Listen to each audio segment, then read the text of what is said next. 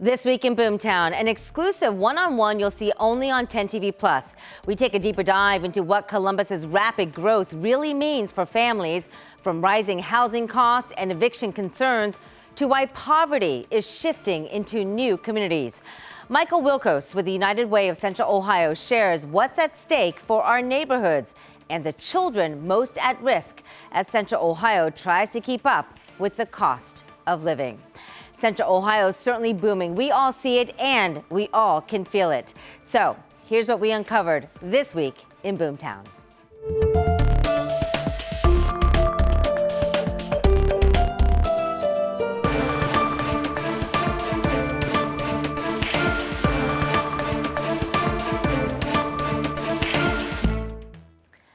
Some big Boomtown news for Columbus this week. Site Selection magazine just ranked the capital city as #1 in the U.S. for growth and infrastructure. Now, if you're not familiar, Site Selection is a publication entirely focused on covering corporate expansion and global economic development.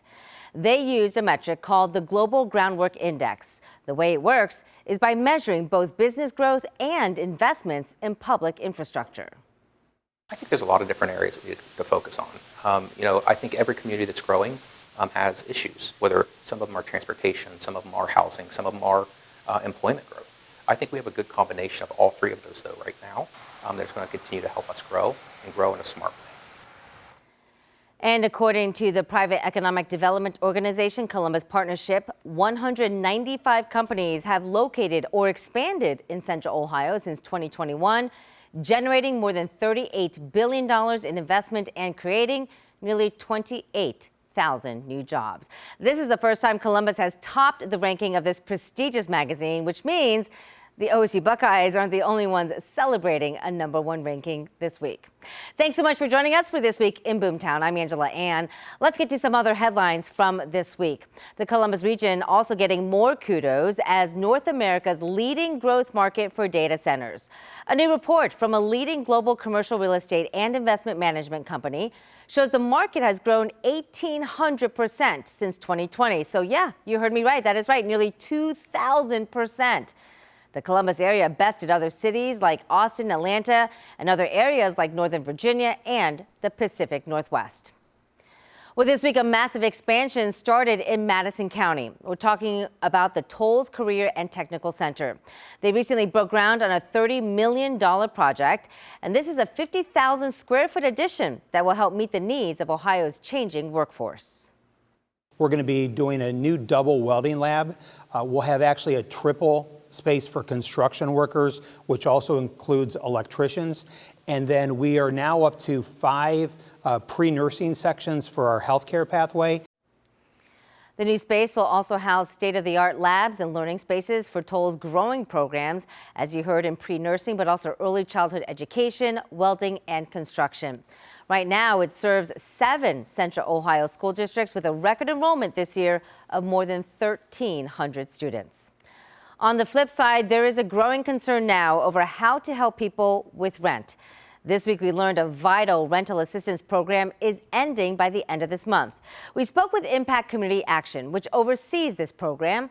The CEO says the agency will review current applications, but new ones, unfortunately, will not be processed.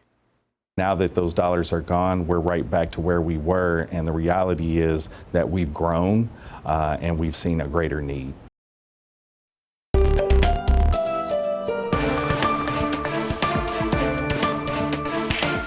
As we look at the challenges facing Central Ohio's Boomtown, many things go hand in hand: housing, schools, transportation. But there's one area often overlooked, and that is poverty. Here to offer some insight is Michael Wilkos. He's from the United Way. Michael, always appreciate you joining us here on This Week in Boomtown. Thanks for coming. All right, thank you. It's a pleasure to be here. So let's talk first about establishing what it really means, that poverty rate that we always hear about here in Central Ohio. Where are we in Franklin County today when it comes to those poverty rates? So the poverty rate over the last 50 years has really ranged from about 10.5% to about just over 18%. We're somewhere in the middle of the pack right now at 13.5%, or about 190 195,000 residents of Franklin County officially live below the federal poverty level.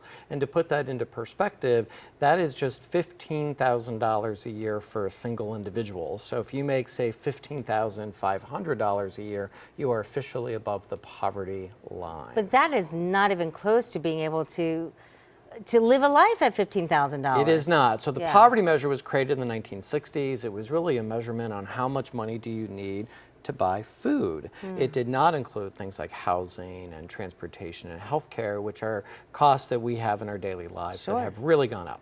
So United Way across the country has created a new term called ALICE. That is an acronym that stands for Asset Limited Income Constrained Employed, and it is a more inclusive term for what we believe a basic living wage would look like.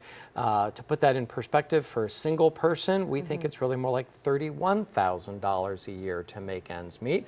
And if you do that more inclusive number, there's about 38% of Franklin County that struggle on a regular basis to make ends meet. So 13.5% are in poverty, another close to 25% are considered this ALICE, or another term for essentially the working poor. Yeah. People who work full-time or maybe work multiple part-time jobs, but still don't make enough to make ends meet. I've heard you describe it too to help people really visualize how many people, how many of our neighbors are struggling. You use the shoe as an Yes. example.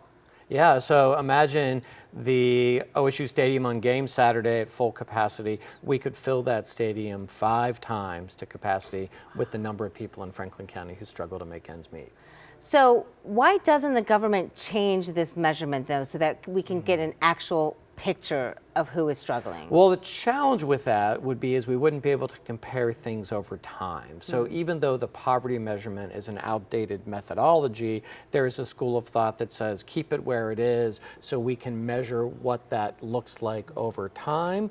We just need to, in my opinion, have a better term to talk about those people who are working but struggle to make ends meet, and that's what the ALICE acronym really allows us to more effectively talk about. So at the United Way of Central Ohio, you guys really dive deep into this. I know reading, education is such a huge focus for the United Way, but also you look really deep at the poverty levels and where the poverty is moving into. Sure. So we've been around for just over 100 years. The origin story for United Way is, I love sharing this, as pioneers were heading to the Pacific Coast, young women were either delivering babies or getting pregnant along the journey, and they couldn't make it over the Rocky Mountains. And so all these young families were being left behind in Denver, and there was no philanthropy, there were no government services, and it was the faith community across multiple faiths that banded together to serve those vulnerable families.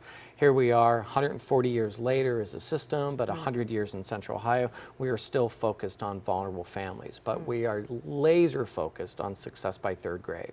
The research is very clear. If a child is not on track by 3rd grade with their reading, they're probably unlikely to get to 8th grade, they're unlikely to finish high school, and they would not be able to take advantage of all the opportunity that Boomtown Columbus offers. So we invest in 68 nonprofit organizations in Franklin County. We invest in 100 programs, and it's a lot about what is or is not happening in the home or the community. So it is a lot about housing stability, food insecurity. It is definitely about education and tutoring, but a lot of the reasons why kids struggle in our community is because of food insecurity and housing insecurity, and that's where we're focused. So which areas of Central Ohio are you really needing to focus because of these issues? So there are 16 school districts in Franklin County. We are focused in 6 of them. Westerville, Columbus, Southwestern, Whitehall, Reynoldsburg, and Groveport-Madison. Okay. And if you look at the distribution of poverty or those that are economically vulnerable, they're very much disproportionately in those 6 school districts. So when it comes to our funding allocation, if you are providing services for young children and their families in those 6 school districts, you're eligible to be part of the United Way family. So is that why you say that you are watching this poverty move into from the inner cities to what used to be considered the suburbs of the 60s and 70s? So we all know Columbus is a big city. It's Sure. 220 square miles. It's in 3 counties, but It's got fingers everywhere. Got fingers everywhere. What I think a lot of people when they move to Columbus are very surprised about is the fact that there are 11 school districts within the city limits of Columbus. And so what's happening is poverty is moving away from downtown. It's moving away in a pretty predictable and fast pace. Think about the Near East Side, think about the area south of Children's Hospital. Certainly it's been going on the short north and the north side of Columbus for a long time, but poverty is moving away from downtown. It's really moving up Westerville Road and Cleveland Avenue into the southern portion of the Westerville School District. It's moving east along Broad, Livingston, and Maine. It's kind of leaped over Bexley. It's really got a hold on Whitehall. Whitehall has the highest percentage of economically vulnerable households of any community in Franklin County, slightly higher than Talk Columbus. about that why in a second. Go on. Where And else? then poverty is also moving southwest out Sullivan Avenue and West Broad. In many ways, I'd like to say that poverty is moving into neighborhoods that were built in the 1960s and 1970s. These are areas still in the city of Columbus, but they often fall into those suburban school districts because of the annexation pattern.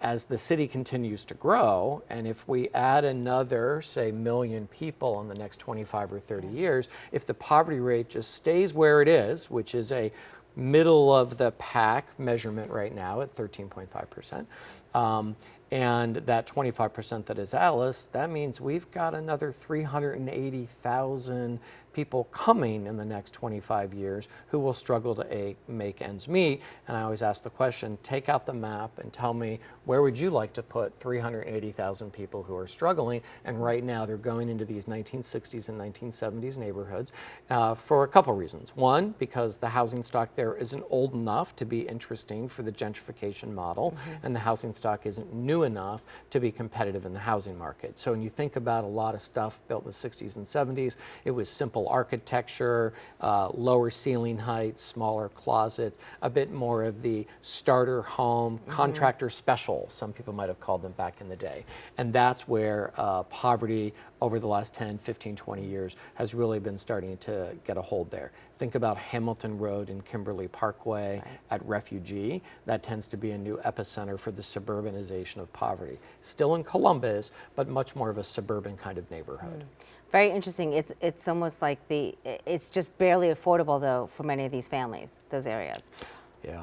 Why Whitehall? I'm curious to go back. You said it's really got a stronghold in Whitehall. What's going on there that is causing that poverty rate to really take effect? So when you think of the housing stock in Whitehall, that was probably one of our last and only starter housing communities. Think about the homes in Whitehall. You have a lot of 1,000-square-foot ranches. Nobody builds that kind of first-time home buyer product. So part of it is a function of you have a very simple and relatively small housing units. The apartment complexes in Whitehall don't tend to be luxury with all of the bells and whistles that you see being built today. And so it's really driven by the housing stock.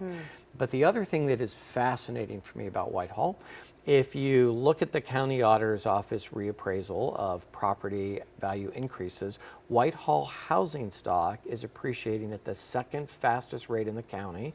It is the fastest in Hamilton local, followed by Whitehall. Home values are increasing at the slowest in Grandview Heights.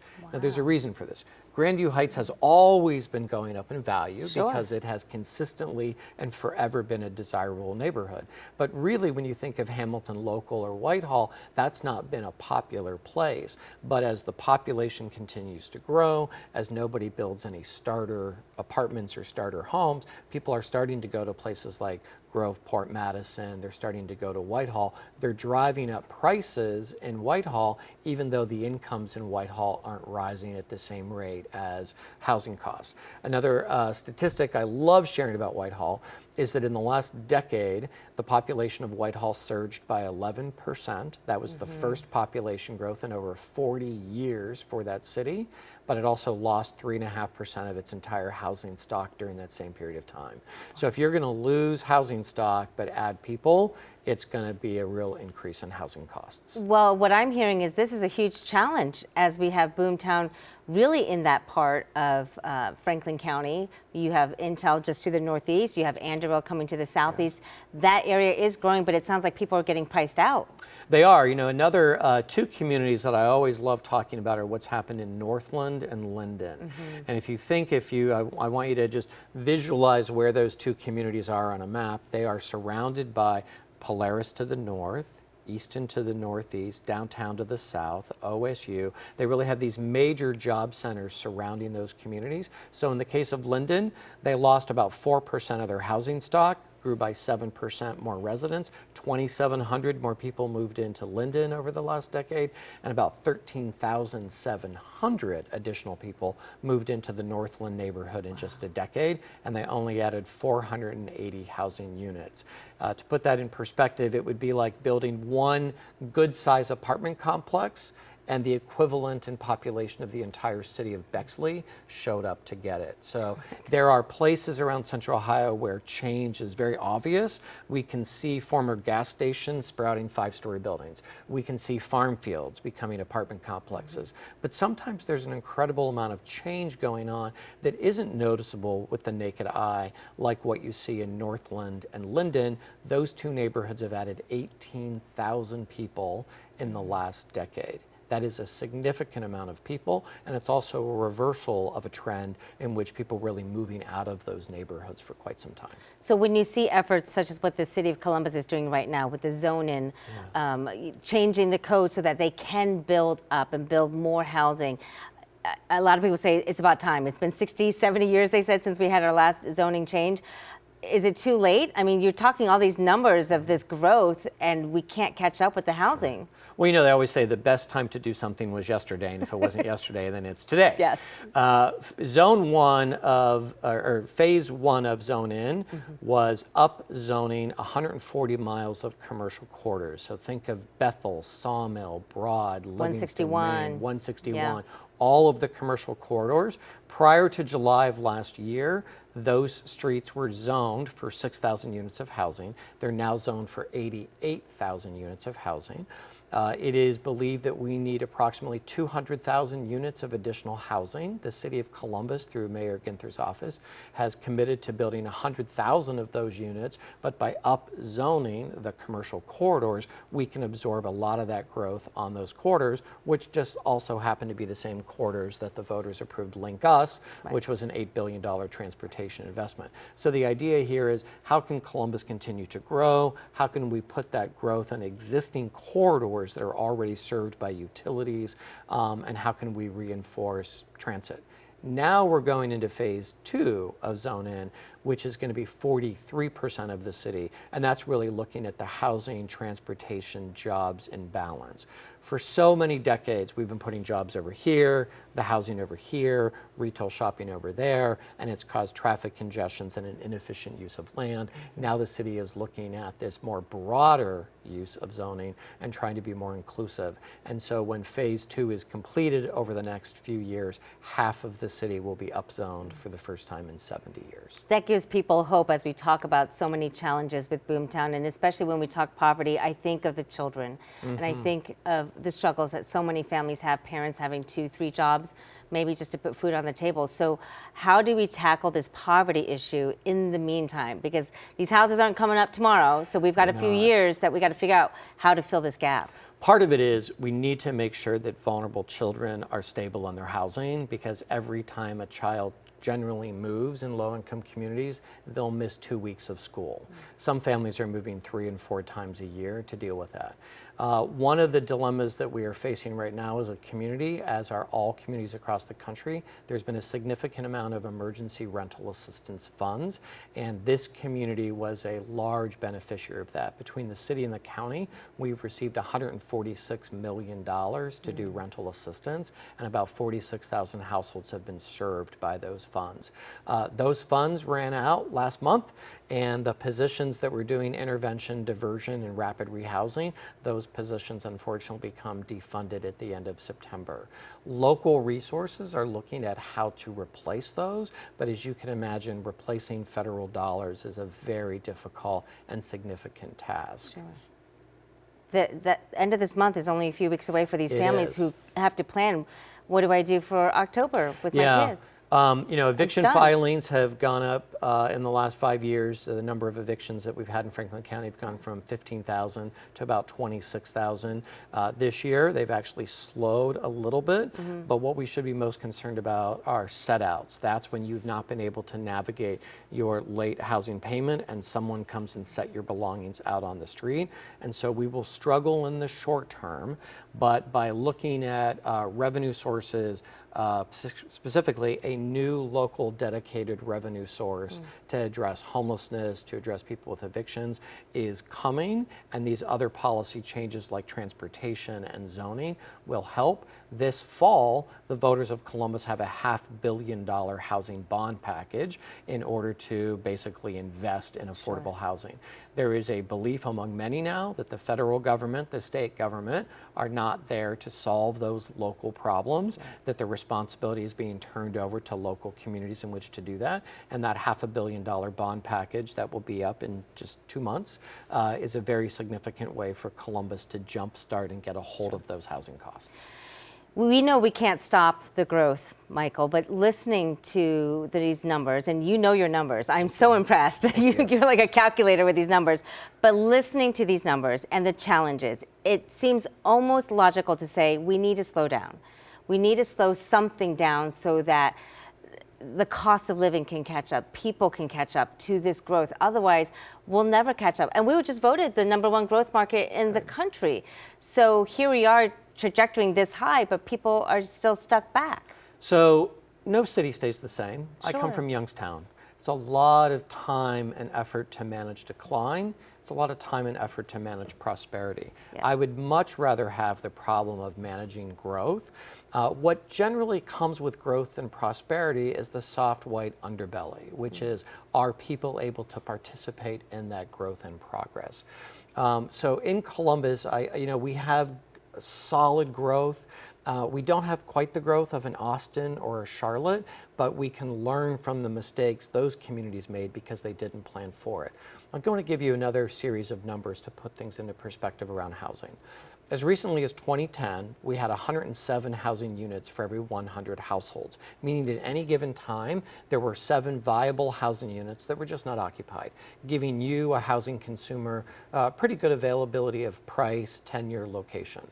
By 2020, that number was now just 102 housing units for every 100 households. What I think happened between 2010 and 2020 was the conversation shifted from affordable housing, which is this tool I don't really understand, that's kind of for somebody else, reverse the order of affordable housing to housing affordability, and everybody's talking about housing affordability. Yes. Even people with 2 incomes are starting to say, hey, my property taxes are going up, or my children won't be able to afford to buy a home in the community in which they've been raised.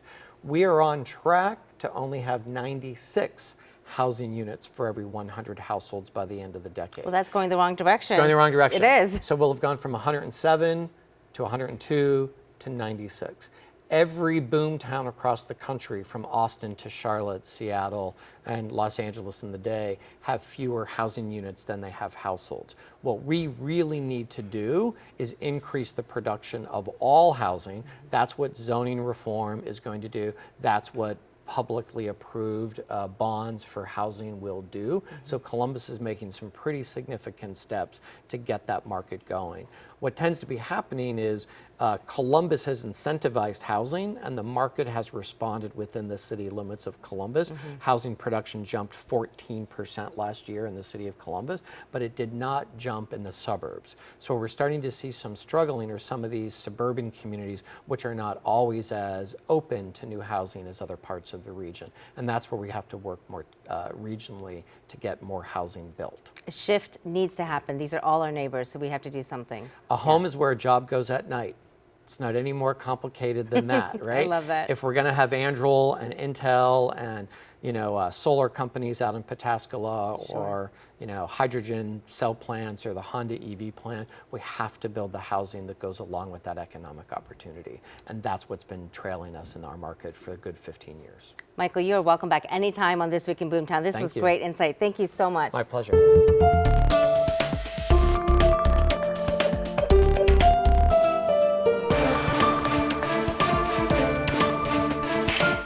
Boomtown and Buckeye Nation coming together at the Shoe. This week we learned more about this multi-year partnership between Ohio State Athletics and Anduril. It was pretty hard to miss the signage all over the Shoe during Ohio State's season opener game against Texas last week. Anduril is building that massive weapons manufacturing facility in Pickaway County for our nation's defense. We spoke with the company's senior vice president of strategy about this partnership. Zach Mears says it made perfect sense to team up with Ohio State to, quote, defend the Shoe. Anduril is very much about defending the fabric of our way of life, not just here in Central Ohio, but across the United States. So the brand affinity was quite plain. We feel like it's going to be a partnership that's going to serve us well. It will serve the university well in terms of the programs that we'll also invest in around that. Their veteran community, which President Carter is committed to continuing to grow and find opportunity for here post-graduation. The athletic partnership is just one sign of the things that we're going to continue to do well with Ohio State. Anduril is ramping up its hiring now as it prepares to create 4,000 jobs in Ohio over the next decade. If you have any questions related to Central Ohio's rapid growth, we would love to hear from you. Simply text us at this number, 614-460-3345.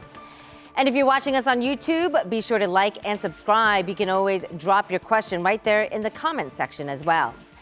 And as we near 1 year since launching Boomtown, keep watching for special episodes in the weeks ahead. Thanks so much for watching This Week in Boomtown. I'm Angela Ann. We'll see you again next week.